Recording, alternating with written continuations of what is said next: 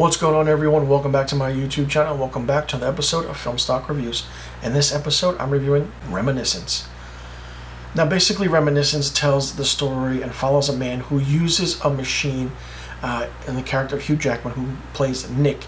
And he uses a machine that can see people's memories to try and find certain memories they want to relive after, certain things happen in their lives. This takes place in a near future where climate change has made sea levels rise and flood the area of Miami, Florida.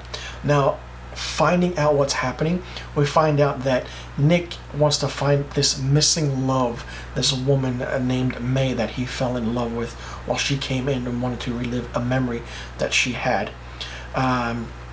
This movie was directed by Lisa Joy, who is the husband of creative producer Jonathan Nolan, Christopher Nolan's brother.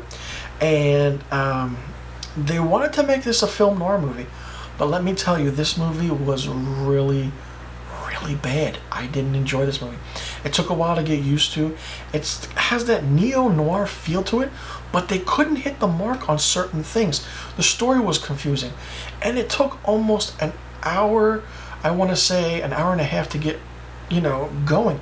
The movie is an hour and 55 minutes long, but when it takes an hour and a half to an hour and 30 minutes to get going and tell us what's happening with only 25 minutes left, that's really bad. This movie had so many plot holes.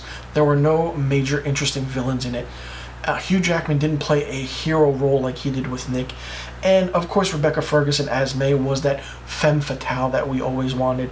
And Thandie Newton as his partner Watts was good, but it wasn't great. I feel like she was more so the strong character in this story. And Daniel Wu was actually good as St. Joe, even though he had a small part in it. And Cliff Curtis as Cyrus Booth was good. Could have been better.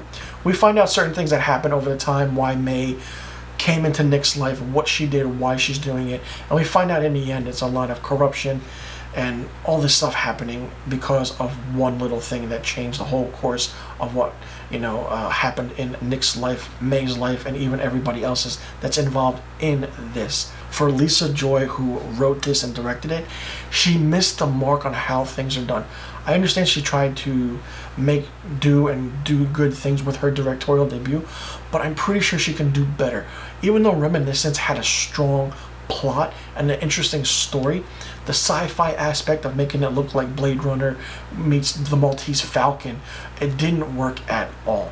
Like, the machine part was great, the interesting use of it was good, but actually connecting it to the whole movie didn't work, and it was actually disappointing in my opinion.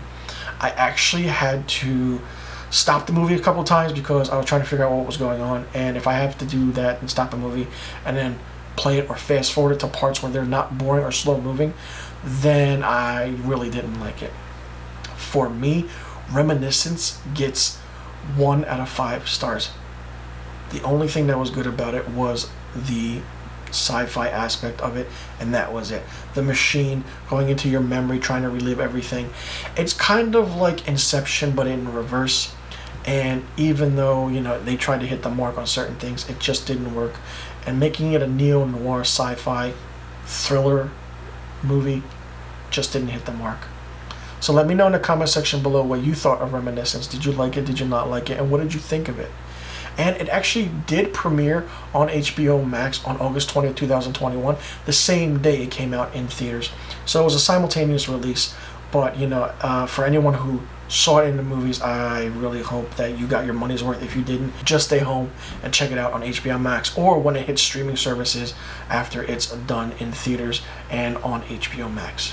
And be sure you tune in to another episode of Film Stock Reviews, and I'll see you guys in the next review video.